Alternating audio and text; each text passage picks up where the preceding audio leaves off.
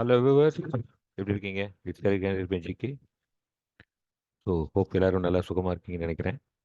எல்லா பக்கம் மழை பெஞ்சிட்டு இருக்குது, வெளியே போகாதீங்க, உடம்பு பார்த்துக்கோங்க. வெளியே போனாலும் கொடை அல்லது ரெயின் கோட் எடுத்துகிட்டு போங்க. இப்போ மீண்டும் டிஎன்ஏ சம்பந்தமான ஒரு புதிய வீடியோடு உங்களுக்கு சந்திப்பது மகிழ்ச்சி. இட்ஸ் கரிகேண்டர் பெஞ்சிக்கு. இந்த வீடியோ பர்டிகுலராக சீட் அலோகேஷன் பற்றின சின்ன டெமான்ஸ்ட்ரேஷனோட வந்திருக்கும். ஏன்னா பல பேரண்ட்ஸ் எங்களை நேரில் அப்ரோச் பண்ணி ஃபோனில் காண்டாக்ட் பண்ணி சில சந்தேகங்கள் கேட்டாங்க. எப்படி இந்த சீட் அலோகேட் ஆகுது? ஆக்சுவலாக எனக்கு 2 ரேங்க் வந்திருக்கு. ஒன்று ஜென்ரல் ரேங்க்னு ஒன்று வந்திருக்கு, அப்புறம் கம்யூனிட்டி ரேங்க்னு ஒன்று வந்திருக்கு. எனக்கு எந்த ரேங்க்கில் எப்படி சீட் அலாட் ஆகும், எப்படி நமக்கு சீட் உள்ளே வருது, எவ்வளோ சீட்ஸ் வருது, இதெல்லாம் கன்ஃபியூஷனாக இருக்குது. பல பேரண்ட்ஸ்க்கு நம்ம எக்ஸ்பிளைன் பண்ணியிருக்கோம். நேரில் வந்து கேட்டவங்களுக்கு கிட்டத்தட்ட சிஸ்டமில் உட்கார வச்சு அவங்களுக்கு டெமான்ஸ்ட்ரேஷன் காட்ட பிறகு அவங்களுக்கு ஓரளவுக்கு அந்த கிளாரிஃபிகேஷன் கிடச்சிருக்கு. ஸோ இந்த சந்தேகங்கள் அடிப்படையாக வச்சுக்கிட்டு எல்லாருக்கும் புரிகிற மாதிரி ஒரு சின்ன டெமான்ஸ்ட்ரேஷன் ரெடி பண்ணியிருக்கோம். கண்டிப்பாக இந்த வீடியோ உங்களுக்கு பிடிக்கும்னு நினைக்கிறேன். ஸோ வழக்கமாக சொல்கிற மாதிரி தான், வீடியோக்குள்ளே போகிறதுக்கு முன்னாடி மறக்காமல் எங்கள் சேனலை சப்ஸ்கிரைப் பண்ணுங்கள். ஏன்னா சப்ஸ்கிரைப் பண்ணிங்கன்னா தான் நாங்கள் அடுத்து போடுற வீடியோக்களுடைய நோட்டிஃபிகேஷன் உங்களுக்கு வரும். அதே மாதிரி இந்த வீடியோ பிடிச்சிருந்தா ஒரு லைக் போடுங்க. வீடியோ யாருக்கு யூஸ் இருக்குன்னு நினைக்கிறீங்களோ, உங்கள் நண்பர்களோ உறவினர்களுக்கோ கண்டிப்பாக அவங்களுக்கு இந்த வீடியோவை ஃபார்வர்ட் பண்ணுங்கள். வீடியோக்குள்ளே போகலாங்களா? இந்த வீடியோக்குள்ளே போய் நம்ம அந்த டெமான்ஸ்ட்ரேஷன் பார்க்குற முன்னாடி ஒரு பேசிக் விஷயம் நீங்கள் கிளியராக புரிஞ்சுக்கணும். அதாவது ஒரு காலேஜில் இருக்கக்கூடிய ஒரு டிபார்ட்மெண்ட்டில் எவ்வளோ சீட்ஸ் இருக்கும், எப்படி அந்த சீட்ஸ் நமக்கு உள்ளே வருது, கவுன்சிலிங்க்கு எத்தனை சீட் உள்ளே வருதுங்கிறத இந்த புரிதல் முதல் நமக்கு கிளியராக பார்த்துக்கலாம். யூஸ்வலாக பார்த்தீங்கன்னா ஏஐசிடி அப்ரூவ் பண்ணும்போது, ஏஐசிடிங்கிறது all India council for technical education. இவங்க தான் வந்து இந்தியாவில் இருக்கக்கூடிய எல்லா இன்ஜினியரிங் காலேஜஸ் அண்ட் பாலிடெக்னிக்ஸை அப்ரூவ் பண்ணுறவங்க. ஸோ ஒரு காலேஜ் ஆரம்பிக்கும் போது இவங்க அப்ரூவல் பண்ணும்போது என்ன செய்வாங்கன்னா 60 சீட் கொடுப்பாங்க. அந்த 60 சீட்டுக்கு என்ன பேர்னா சாங்ஷன்ட் இன்டேக்னு பேர். ஸோ பொதுவாக 60 சீட்டு தான் கொடுப்பாங்க. ஒரு பிரான்ச் ஒருத்தர் ஆரம்பிக்கிறாங்கன்னா ஒரு காலேஜில் ஒரு பிரான்ச்சுக்கு 60 சீட். அப்போது ஒரு காலேஜில் 3 பிரான்ச்சோ 5 பிரான்ச்சோ ஆரம்பிக்கிறாங்கன்னா, சப்போஸ் 5 பிரான்ச் ஒரு காலேஜில் ஆரம்பிக்கிறாங்கன்னா 5 × 60 300 சீட்டு. ஸோ 300 ஸ்டூடெண்ட்ஸ் தான் அவங்க சேர்த்திக்க முடியும். ஓகேங்களா? ஸோ ஒரு பிரான்ச்சில் 60, எத்தனை பிரான்ச் இருக்கோ மல்டிபிள்ஸ் ஆஃப் 60 இப்படி ஆட் பண்ணிட்டே போகலாம். இப்படி தான் வந்து அப்ரூவ் பண்ணுவாங்க. இவங்க அப்ரூவ் பண்ண பிறகு அண்ணா யூனிவர்சிட்டி என்ன செய்வாங்கன்னா, அஃபிலேட்டிங் படி, தமிழ்நாட்டை பொறுத்த வரைக்கும் அண்ணா யூனிவர்சிட்டி அஃபிலேட்டிங் படி அவங்க என்ன செய்வாங்க, அந்த கேட்டிருக்கிற சீட்ஸ் எந்தெந்த பிரான்ச்சு கேட்குறாங்களோ அந்த பிரான்ச்சுக்கு உண்டான நம்பர் ஆஃப் சீட்ஸுக்கு ஏற்ற மாதிரி ஃபேக்கல்ட்டி இருக்காங்களா, லேப் ஃபெசிலிட்டிஸ் இருக்கா, எல்லாமே இருக்குது. அவங்க ஒரு தடவை வந்து வெரிஃபை பண்ணி பார்த்துட்டு அவங்க அஃபிலேட் பண்ணுவாங்க. அஃபிலேட் பண்ணிட்டு நீங்கள் இந்த சிலபஸ் தான் நடத்தணும்னு சொல்லிட்டு டீட்டெயில்ஸ் கொடுப்பாங்க. ஸோ இதுதான் ப்ரொசீஜர். ஸோ இதுபடி பார்த்தீங்கன்னா ஒரு காலேஜில் ஒரு பிரான்ச்சில் 60 சீட் தான் கொடுப்பாங்க சாங்ஷன் இன்டேக். இந்த காலேஜ் நடத்த ஆரம்பித்த பிறகு மக்களுடைய டிமாண்டை பொறுத்து இருக்குது. பப்ளிக் எப்படி டிமாண்டு எப்படி கேட்குறாங்க, எந்த சீட்ஸ் எந்த டிபார்ட்மெண்ட் நிறைய டிமாண்ட் இருக்குங்கிறத பொறுத்து என்ன செய்வாங்கன்னா, அந்த காலேஜ் அடுத்தது அடிஷ்னல் இன்டேக்னு கேட்பாங்க. ஒரு வருஷமோ 2 வருஷமோ கழிச்சு அடிஷ்னல் இன்டேக் கேட்பாங்க. ஸோ இந்த டிபார்ட்மெண்ட்டில் எனக்கு பிரான்ச் எனக்கு நிறைய டிமாண்ட் இருக்குது. ஸோ எனக்கு இந்த டிபார்ட்மெண்ட்டை மட்டும் கொஞ்சம் அடிஷ்னலாக கொடுங்க. அந்த அடிஷ்னல் இன்டேக் எப்படி கேட்க முடியும்னு கேட்டிங்கன்னா, ஒன்று 30 சீட்டாக கேட்கலாம், அல்லது 60 சீட்டாக கேட்கலாம். ஸோ ரெண்டுமே பாசிபிலிட்டி இருக்குது. ஸோ மினிமம் 30, மேக்ஸிமம் 60 இப்படி நீங்கள் அடிஷ்னல் இன்டேக் கேட்கலாம். இந்த அடிஷ்னல் டேக் கேட்கணும்னா அந்த அடிஷ்னல் டேக்கு தேவையான அளவுக்கு அவங்க என்ன செய்யணும், அது உள்ளே வந்து இன்ஃப்ராஸ்ட்ரக்சர் ஃபெசிலிட்டி ரெடி பண்ணி ஆகணும், லேப்லேருந்து கிளாஸ் ரூம் வரைக்கும். இது அடுத்த ப்ரொசீஜர். ஸோ இதெல்லாம் பண்ணி முடித்த பிறகு இப்போ இந்த வருஷம் சப்போஸ் நீங்கள் வந்து போய் டிஎன்ஏ கவுன்சிலிங் போய் பார்க்குறீங்கன்னா, ஒரு காலேஜில் ஒரு சில பிரான்ச்சஸ் இருக்குன்னா அவங்ககிட்ட எப்படி இருக்கும், ஒன்று ஒரு டிபார்ட்மெண்ட்டில் மினிமம் 60 சீட் இருக்கும். இல்லைனா இன்டேக் இன்க்ரீஸ் பண்ணதை பொறுத்து 90, 120, 150, 180 இருக்கலாம். ஒரு சில காலேஜஸ் என்ன செஞ்சிருக்காங்கன்னா 240 வரைக்கும் கூட போயிருக்கிறாங்க. ஓகேவா? So it all depends upon the colleges. இதுதான் general setup. So 60 seat minimum இருக்கும், 180 அல்லது 240 சீட்ஸ் தான் மேக்ஸிமம் இருக்கும் ஒரு பிரான்ச்சில். ஓகேங்களா? இப்போ ஒரு காலேஜ் உதாரணத்துக்கு காலேஜ் 1 ஒரு சாம்பிள் ஒரு காலேஜ் எடுத்துருக்கோம். அந்த காலேஜில் 5 பிரான்ச் இருக்கிறதா பார்த்துக்கோங்க. இந்த 5 பிரான்ச் இருக்குன்னா இந்த 5 பிரான்ச் இருக்கிற காலேஜில் சீட்ஸ் எப்படி இருக்குன்னு பாருங்கள். ஸோ சிவில் 60 சீட்டு, மெக்கானிக்கல் 60 சீட்டு, சிஎஸ்சி ஏஐடிஎஸ் 120 சீட்டு, ட்ரிபிளியில் 60 சீட். அப்போ என்ன பண்ணியிருக்காங்கன்னா சிஎஸ்சி ஏஐடிஎஸில் மட்டும் அவங்க அடிஷ்னல் டேக் போயிருக்காங்க, மீதி 3 பிரான்ச்சில் போகலை. ஸோ கரண்ட்டாக அந்த காலேஜில் 420 சீட் இருக்குது. ஓகேங்களா? ஒரு கிளாரிட்டி கிடச்சிதுங்களா? ரைட். இப்போ அடுத்தது இந்த 420 சீட் நமக்கு அப்படியே வருதா சார் கவுன்சிலிங்னா? நிதானமாக பாருங்கள். தமிழ்நாட்டை பொறுத்த வரைக்கும் இப்போ என்ன நாம்ஸ்னு கேட்டிங்கன்னா, கவர்மெண்ட் கோட்டா, அதாவது டிஎன்ஏ கவுன்சிலிங்க்கு நமக்கு இருக்கு இல்லையா, கவர்மெண்ட் கோட்டான்னு சொல்கிறோம் இல்லையா, அந்த கவர்மெண்ட் கோட்டாவுக்கு 65% சீட் தான் ஒரு காலேஜ் கொடுக்கணும். ஓகேவா? இப்போ நமக்கு கவர்மெண்ட் வந்து 65% சீட்ஸ் எடுத்துக்கும். மீதி 35% சீட் வந்து மேனேஜ்மெண்ட்டுக்கே கொடுத்துரும். அவங்க மேனேஜ்மெண்ட் கோட்டாவில் ஃபில்அப் பண்ணிக்கோங்கன்னு கொடுத்துரும். ஒரு காலத்தில் பார்த்தீங்கன்னா ஒரு 15-20 டேஸ் பேக் வந்து 50% இருந்தது. பட் நிறைய மாணவர்களுக்கு இந்த சீட்ஸ் போய் ரீச் ஆகணுங்கிறதால அரசாங்கம் எடுத்த ஒரு சீரிய முயற்சியின் காரணமாக இப்போ வந்து பார்த்தீங்கன்னா 65% கவர்மெண்ட் கோட்டாவும் அதாவது டிஎன்ஏ கவுன்சிலிங்கும் 35% வந்து பார்த்தீங்கன்னா மேனேஜ்மெண்ட் கோட்டாவில் இருக்குது. ஓகேங்களா? இப்போ இதுபடி ஒர்க் அவுட் பண்ணி பார்த்தீங்கன்னா ஒரு பிரான்ச்சுக்கு உதாரணத்துக்கு 60 சீட் இருக்குன்னு வச்சுக்கோங்களேன். நமக்கு எவ்வளோ சீட்ஸ் உள்ளே வருது? 39 சீட்டு தான் நமக்கு டிஎன்ஏ கவுன்சிலிங்க்கு வருது. மீதி 21 சீட்டு அந்த மேனேஜ்மெண்ட் அவங்களுடைய சௌகரியத்துக்கு போகிறதுக்காக போயிடுது. ஓகேங்களா? இப்போ இந்த 420 சீட் எப்படி பிரிஞ்சிருக்கு பாருங்க. இந்த 65-35 ரேஷியோவில் போட்டோம்னா 420 சீட்டில் 273 சீட் தான் நமக்கு கவர்மெண்ட் கோட்டாவில் வருது. வேற 147 சீட்டு மேனேஜ்மெண்ட் கோட்டாவுக்கு போயிருது. ஸோ பிரான்ச் வைஸ் மாறுது பாருங்க. ஸோ 60 சீட்டாக இருந்தால் 39, 120 சீட்டாக இருந்தால் 78 சீட் இப்படி தான் வரும் நமக்கு. இதுதான் வந்து நமக்கு கவுன்சிலிங்க்கு வரக்கூடிய நம்பர். ஓகேவா? இப்போ இதை வச்சு நம்ம மறுபடியும் அடுத்த ஒரு சின்ன ஒர்க் அவுட் பாருங்க. இப்போ ஓகே சார் 60 சீட் சொன்னீங்க. 60 சீட்டில் 39 சீட் உள்ள வந்துருது. இப்போ இந்த 39 சீட் என்ன ஆகுது? அப்படியே உள்ள வருதா? ஆமாம், அப்படியே உள்ள வருது. ஆனால் எப்படி பிரியுதுன்னு பாருங்க. நம்ம தமிழ்நாடு கவர்மெண்ட்டை பொறுத்த வரைக்கும் பார்த்தீங்கன்னா இந்த கோட்டா கொடுக்குறாங்க இல்லையா? ஒவ்வொரு கம்யூனிட்டிக்கு சில கோட்டாஸ் கொடுக்குறோம். அந்த கோட்டா அப்படி பார்த்தீங்கன்னா இந்த 39 சீட்டு எத்தனை கோட்டாவை பிரியுது பாருங்க. ஸோ ஓசிங்கிறது general competition. Okay, general quota. General கோட்டாவுக்கு 31%, அதனால 12 சீட் தான் ஜென்ரல் கோட்டாவுக்கு வரும். பிசிக்கு 26.5, அதனால 10 சீட்ஸு. பிசிஎம்முக்கு 3.5, அதனால ஒரு சீட்டு. எம்பிசி அண்ட் டிஎன்சிக்கு 20%, அதனால 8 சீட்டு. எஸ்சிக்கு 15%, 6 சீட்டு. எஸ்சிஐக்கு 3%, ஒரு சீட்டு. எஸ்டிக்கு 1%, ஒரு சீட்டு. ஸோ இதுதான் இப்படிதான் பிரியுது. இப்போ 39 சீட்டுமே என்ன ஆச்சு பாருங்க, உங்களுக்கு கம்யூனிட்டி வைஸாக பிரிஞ்சு உட்காந்துருக்கு. இப்போ நிதானமாக கவனிங்க. உதாரணத்துக்கு ஒரு கேண்டிடேட் அப்ளை பண்ணுறாங்க. அப்ளை பண்ணுற கேண்டிடேட்டு ஓசி கம்யூனிட்டி கேண்டிடேட்டாக இருந்தால், நல்லா புரிஞ்சுக்கோ. அப்ளை பண்ணுற கேண்டிடேட்டு ஓசி கம்யூனிட்டியாக இருந்தால் அவர் எத்தனை சீட்டுக்கு போட்டி போட முடியும்? 12 சீட்டுக்கு தான் போட்டி போட முடியும். ஏன்னா ஓசிக்கு கொடுத்துருக்கிறது 12 சீட்டு தான். ஸோ அவருக்கு 39 சீட்டுக்கு அவருக்கு சம்மந்தமே கிடையாது. புரியுதுங்களா?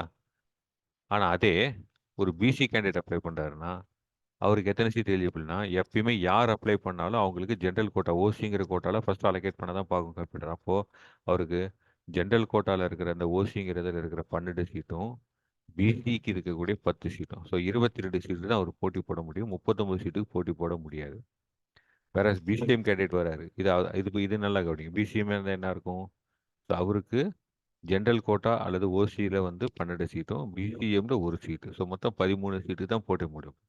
இதே மாதிரி தான் எம்பிசி டிஎன்சி இருந்தால் 12+8, எஸ்சி இருந்தால் 12+6, எஸ்சி இருந்தால் 12+1, எஸ்டி இருந்தால் 12+1, இப்படி தான் இவ்வளோ சீட் தான் போடும். ஸோ 39 சீட்டுக்கு எல்லாருமே அப்ளை பண்ண முடியாது. புரியுதுங்களா? இந்த கிளாரிட்டி ஃபர்ஸ்ட் கிளியராக வச்சுக்கோங்க.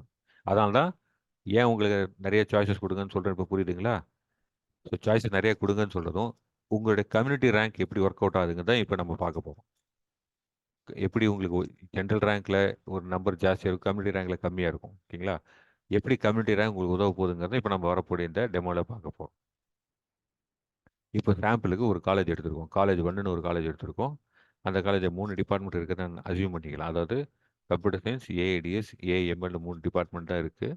ஸோ அதுவுமே 60 தான் இருக்குது. அப்போ 60ங்கும் போது 3மே கவர்மெண்ட் கோட்டாக்குள்ளே வரும்போது 39 30 39 மாறிடுது. ஸோ மொத்தம் 117 சீட்டாக நமக்கு உள்ளே வருது.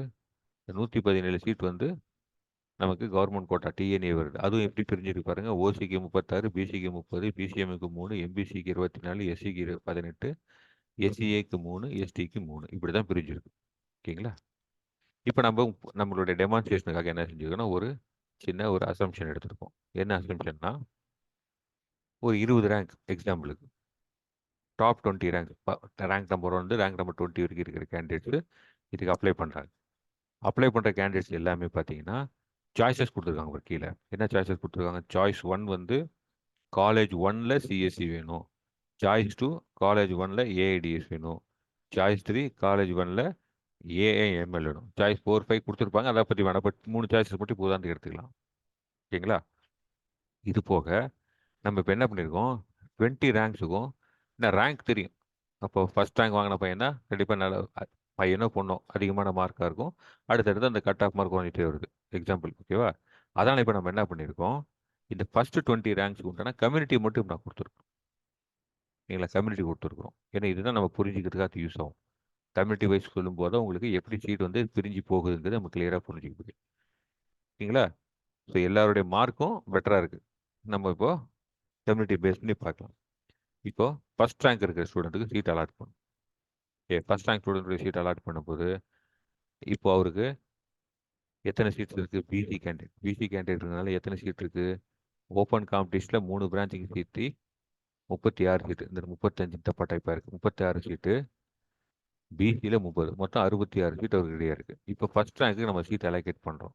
அலோகேட் பண்ணும்போது என்ன ஆகும்னா, இந்த இடத்துல அவருக்கு பிசியாக இருந்தாலும் கவர்மெண்ட் அந்த டிஎன்ஏல அந்த சாஃப்ட்வேர் என்ன செய்யும்? முதல்ல அவரை கொண்டு போய் ஜென்ரல் கோட்டாவில் தான் செக் பண்ணும். அவர் கேட்குற சீட்டு ஜென்ரல் கோட்டாவில் அவைலபிளாக இருந்தால் ஜென்ரல் கோட்டாவில் கொடுத்துரும். ஸோ ரேங்க் 1 வந்து பிசியாக இருக்கிறதுனால, அவர் ரேங்க் 1ஆக இருக்கிறதுனால அவருக்கு கம்யூனிட்டி கோட்டா கொடுக்கணும்னு அவசியம் இல்லை. ஏன்னா அவர் தான் ஃபஸ்ட்டு கேண்டிடேட். இது நேராக ஓப்பன் காம்படிஷன், அதாவது ஜென்ரல் கோட்டாவில் அவர் ஒரு சீட் கொடுத்துருச்சு. ஸோ ஃபஸ்ட்டு கேண்டிடேட்டுக்கு சீட் கொடுத்தாச்சு. அவருடைய ஃபஸ்ட்டு சாய்ஸ் என்ன?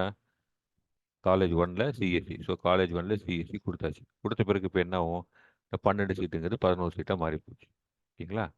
இப்போ ரேங்க் 2 அலோகேட் பண்ணும்போது ரேங்க் 2 பிசி தான். பிசியாக இருந்தாலும் எகைன் அதே கான்செப்ட் தான்.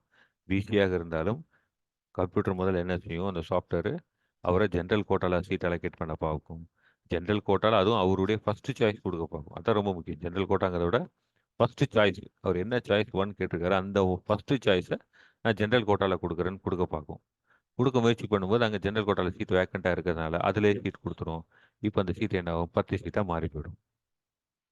ஸோ ரேங்க் 2 அலோகேட் பண்ண பிறகு இப்போ ரேங்க் 3 வராரு. Same concept. ரேங்க் 3க்கு அதே மாதிரி அலோகேட் பண்ணும்போது 9 சீட்டாக மாறிடுது. இப்போ ரேங்க் 4 அதே மாதிரி ரேங்க் 4 அலோகேட் பண்ணியாச்சு.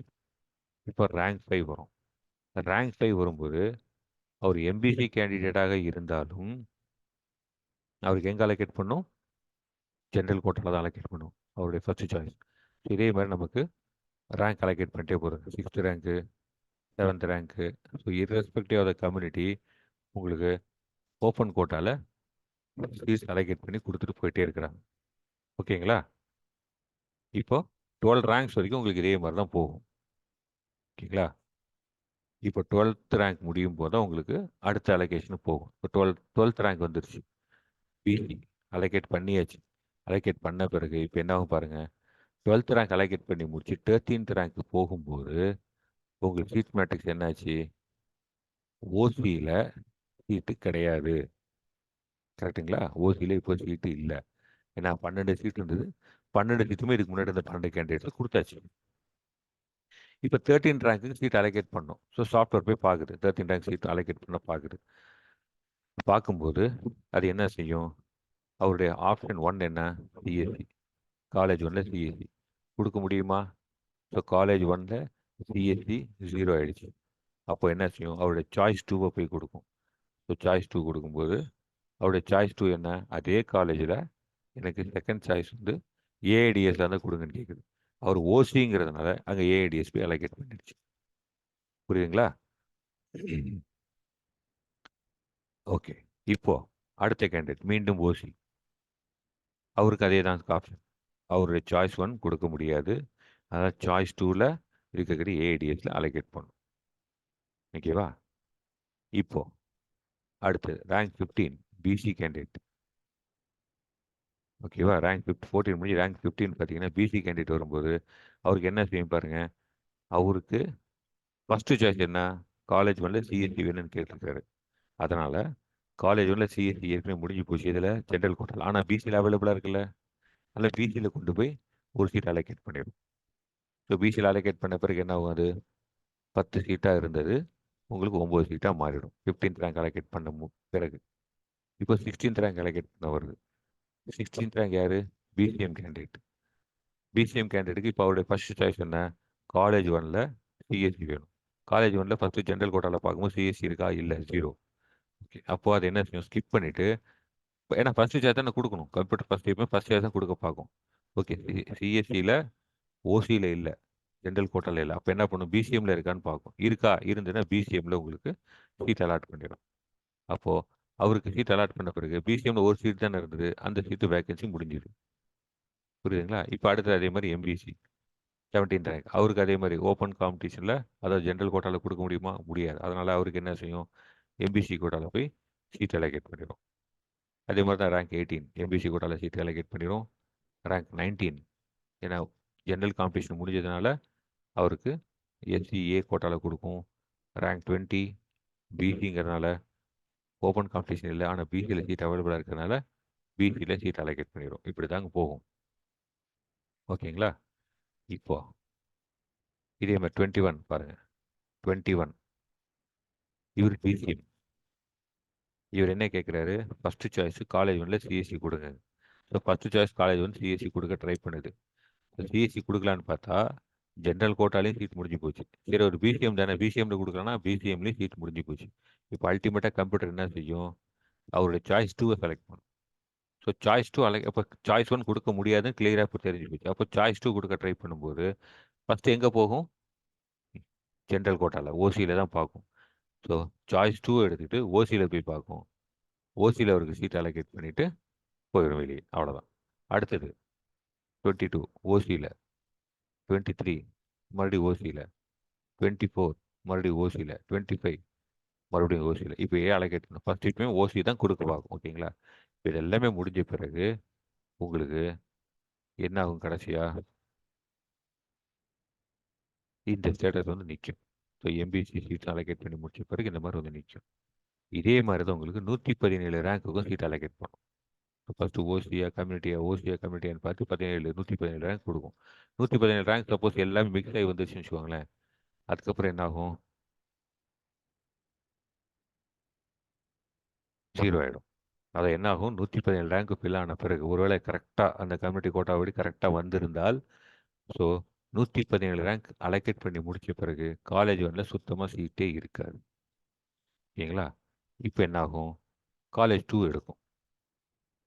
காலேஜ் 2வில் இதே மாதிரி ஒரு ரேங்க் மேட்ரிக்ஸ் ரெடி வச்சுருப்பாங்க.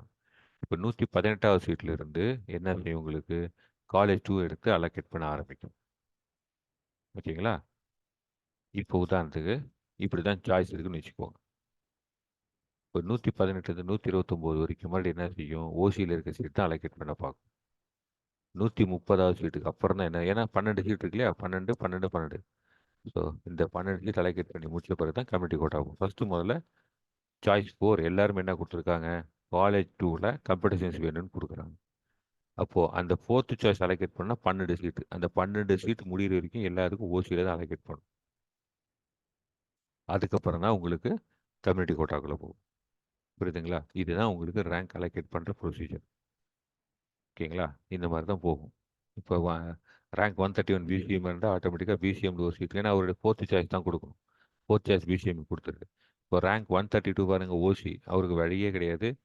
அவருடைய 5th சாய்ஸ் தான் கொடுக்கும். ரேங்க் 133 பார்த்தீங்கன்னா உங்களுக்கு பிசிஎம், அதனால் அவருக்கு என்ன செய்யும்? மறுபடியும் அவருடைய எந்த சாய்ஸ் கொடுக்கும்? 5th சாய்ஸ் கொடுக்கும். அதே மாதிரி அடுத்தது ரேங்க் 134 அவருக்கு என்ன ஆகும்? ஓசி, அதனால் அவருடைய 5th சாய்ஸ். ரேங்க் 135 எம்பிசி அவருக்கும் கொடுக்க முடியாது. அதனால் அவருக்கு என்ன செய்யும்? நேராக அவருடைய 4th சாய்ஸே கம்யூனிட்டி கோட்டாவில் அலோகேட் பண்ண ட்ரை பண்ணும். ஏன்னா எம்பிசியில் கம்யூனிட்டியில் பார்த்தீங்கன்னா 8 சீட் இருக்குது, அதில் அலோகேட் பண்ணும். புரியுதுங்களா? ஸோ 131 பொறுத்த வரைக்கும் உங்களுக்கு பிசிஎம் கோட்டாவில் கொடுத்துருச்சு. 132 பொறுத்த வரைக்கும் எந்த ஆப்ஷன்? 131 பொறுத்த வரைக்கும் 4வது சாய்ஸ் பிசிஎம்ல கொடுத்துருச்சு. 132 பொறுத்த வரைக்கும் 5வது choice general quota. Very good. 133 பொறுத்த வரைக்கும் எந்த கோட்டா? ரேங்க் அவருடைய சாய்ஸ் 5, அதாவது காலேஜ் 2வில் ஏஐடிஎஸ் சாய்ஸ் 5 தான் கொடுக்கும் ஜென்ரல் கோட்டாவில். ஓகேவா? அடுத்தது 134 அவர் ஓசிங்கிறதுனால வேறு வழியே கிடையாது, அவருக்கு சாய்ஸ் 5 தான் அலோகேட் பண்ண முடியும். வேற ரேங்க் 135 பொறுத்திருக்கும் எம்பிசியாக இருக்கனால சாய்ஸ் 4 கொடுக்க முடியாது, ஜென்ரல் கோட்டா முடிஞ்சது. அதனால் அவருக்கு சாய்ஸ் 4 எம்பிசி கோட்டாவில் அலோகேட் பண்ணும். இப்படி தான் உங்களுக்கு ரேங்க் போய்கிட்டே இருக்கும். ஓகேங்களா? ஸோ உங்களுக்கு இந்த சாய்ஸ் ஃபில்லிங் சம்மந்தமாக பார்த்தீங்கன்னா நாங்கள் இவ்வளோ வீடியோஸ் போட்டிருக்கோம். ஸோ நிதானமாக இந்த வீடியோஸை போய் பாருங்கள். நிறையா சாய்ஸஸ் கொடுங்க. Multiple choices, multiple colleges, multiple branches எடுத்து வச்சுக்கோங்க. நீங்கள் ஸ்பெசிஃபிக்காக இருக்கிறீங்கன்னா ரொம்ப கிளியராக டிசைட் பண்ணுங்கள். எந்தெந்த காலேஜஸ் வேணும், அந்தந்த காலேஜில் எந்தெந்த பிரான்ச்சஸ் கிடைச்சா பரவாயில்லன்னு சொல்லிட்டு அந்த பிரான்ச்சஸ் எல்லாம் எழுதிக்கிட்டு சாய்ஸஸ் கிளியராக போடுங்க. அதே மாதிரி சாய்ஸஸ் ஃபில்லம் போடும்போது சொல்லியிருக்கிறோம். உங்களுக்கு உங்கள் ட்ரீம் காலேஜஸ் மாதிரி இருக்குது. அந்த காலேஜஸ் எல்லாம் ஃபர்ஸ்ட்டில் கொடுங்க. கிடைக்க பாசிபிலிட்டி இருக்குங்க நினைக்கிற காலேஜஸ்லாம் செகண்டில் கொடுங்க. செகண்ட் செட்டாக கொடுங்க. கண்டிப்பாக கிடைச்சிடும் இதெல்லாம் என் கட் ஆஃப் அப்படிங்கிறது third rank, third set off கொடுங்க. இதை பற்றின டெமான்ஸ்ட்ரேஷன் கிளியராக கொடுத்துருக்கோம். அதனால் இந்த வீடியோஸ் எல்லாமே நிதானம் போய் கோத்துரு பண்ணுங்க. அதே மாதிரி எந்த காலேஜ் செலக்ட் பண்ணுங்கிறதுக்கும் நாங்கள் பார்த்தீங்கன்னா மொத்தம் 3 வீடியோஸ் போட்டிருக்கோம். ஓகேங்களா? ஸோ ஜென்ரலாக ஒரு காலேஜ் செலக்ட் பண்ணுறதுனா உங்களுக்கு வந்து ஒரு வீடியோ ஃபஸ்ட் வீடியோவில் போட்டிருக்கோம். ஸ்பெசிஃபிக்காக கோர் இன்ஜினியரிங் படிக்கணும்னா எந்த காலேஜ் பரவாயில்லங்கிறதுக்கு உங்களுக்கு செகண்ட் வீடியோவில் போட்டிருக்கோம். அதே மாதிரி இந்த 2 வீடியோ 1 அண்ட் வீடியோ 2ல இல்லாத காலேஜோட லிஸ்ட் எல்லாமே உங்களுக்கு தேர்ட் வீடியோவில் நாங்கள் அப்லோட் பண்ணியிருக்கோம். ஸோ இந்த 3 வீடியோஸுமே காலேஜஸோட டீடைல்ஸ் தெரிஞ்சுக்கிறதுக்காக போடுங்க. அந்த காலேஜஸ்லேயே அந்த வீடியோஸில் பார்த்தீங்கன்னா காலேஜோடைய நேமு, வெப்சைட்டு, அவங்க கவுன்சிலிங் கோட் எல்லாமே கொடுத்துருப்போம். ஓகேங்களா? ரொம்ப முக்கியமாக இந்த குரூப் காலேஜஸ் பற்றி கொஞ்சம் கேர்ஃபுல்லாக இருங்க. ஒரே ஒரு காலேஜ் நடத்துகிறாங்கன்னா பிரச்சனை கிடையாது. சில இன்ஸ்டியூஷன்ஸ் பார்த்தீங்கன்னா குரூப் ஆஃப் காலேஜ் வச்சுருப்பாங்க. அதாவது ஒரே நேமில் 2 அல்லது 3 காலேஜஸ் வச்சுருப்பாங்க. அதில் தான் நீங்கள் ரொம்ப கேர்ஃபுல்லாக இருக்கணும். காலேஜ் நேம் பார்த்தீங்கன்னா ஒரே மாதிரி இருக்கும். உதாரணத்துக்கு இப்போ காலேஜ் ஒன்னா college 1 engineering college, college 1 college of engineering, college 1 college of technology, college 1 institute of technology, college 1 institute of technology and science, இப்படி என்ன வேணால் பேர் வச்சுருப்பாங்க. ஸோ ஒரே காலேஜ் தான், காலேஜ் பேர் மாறாது. இப்போ காஜான்னு எடுத்தீங்கன்னா Khaja college of engineering, Khaja engineering college, Khaja college of engineering and technology, Khaja institute of technology, இப்படி தான் பேர் இருக்கும். இதில் எது ஃபஸ்ட்டு காலேஜ், எந்த காலேஜ் அட்டானமஸு, எந்த காலேஜில் ஃபீஸ் நிறைய இருக்குது, எந்த காலேஜில் வந்து நல்ல பிளேஸ்மெண்ட்ஸ் கொடுக்குறாங்க, எந்த காலேஜ் பெட்டராக இருக்குது இன்ஃப்ராஸ்ட்ரக்சர் வைஸு, எந்த காலேஜில் நிறைய ஸ்டூடெண்ட்ஸ் ஜாயின் பண்ணியிருக்காங்க, இதெல்லாமே நீங்கள் செக் பண்ணணும். அதனால் நேமை வந்து வச்சுக்கிட்டு கேரட்டிவ் ஆகிடாதீங்க. ஒரு சில காலேஜ் பார்த்தீங்கன்னா ஒரே லொக்கேஷனில் நான் 3 காலேஜ் இருக்கும், அட்ரஸும் ஒரே அட்ரஸாக இருக்கும், அங்கேயும் குழப்புவாங்க. ஓகேங்களா? ஒரே அட்ரஸில் ஒரே கேம்பஸ்க்குள்ளே பெரிய ஒரு ஒரு 60-70 ஏக்கரா வாங்கிட்டு அந்த அதுக்குள்ளேயே பார்த்தீங்கன்னா ஒரு 2 காலேஜ் 3 காலேஜ் கூட இருக்கும். ஒரு சில இன்ஸ்டியூட் என்ன பண்ணியிருப்பாங்கன்னா வெவ்வேறு லொக்கேஷன் வச்சுருப்பாங்க. ஒவ்வொரு ஊரில் ஒவ்வொரு காலேஜ் வச்சுருப்பாங்க. ஒரே ஊரில் வேறு 3 பார்த்தீங்கன்னா 2, 3 லொக்கேஷன் வச்சுருக்கலாம். அது வெவ்வேறு டிஸ்ட்ரிக்ஸில் ஒரே நேமில் 2, 3 காலேஜஸ் இருக்கும். ஸோ இதெல்லாம் நீங்கள் கேர்ஃபுல்லாக கவனிக்கணும். இதில் உங்களுக்கு கிளாரிஃபிகேஷன் வேணால் கூட எங்களை அப்ரோச் பண்ணுங்கள். நான் உங்களுக்கு அந்த அந்த எந்த குரூப் சம்மந்தமாக உங்களுக்கு கிளாரிஃபிகேஷனுக்கும் நாங்கள் அந்த கிளாரிஃபிகேஷன் கொடுக்க தயாராக இருக்கும். ஓகேவா? ஸோ மீண்டும் அடுத்த ஒரு புதிய வீடியோ உங்களை விரைவில் சந்திப்போம். அதுவரை உங்களிடம் விடைபெறுவது career guidance by GK. So வழக்கமாக முடிவாக சொல்கிற விஷயம்தான், மறக்காமல் சேனலை சப்ஸ்கிரைப் பண்ணுங்கள். இந்த சேனல் யாருக்கு யூஸ் இருக்கும் அப்படின்னு நினைக்கிற இந்த சேனலையும் அவங்களுக்கு ஃபார்வர்ட் பண்ணுங்கள். இந்த வீடியோவை அவங்களுக்கு ஃபார்வர்ட் பண்ணுங்கள். மறக்காமல் இந்த வீடியோவுக்கு ஒரு லைக் போடுங்க. Thank you. Take care. All the best.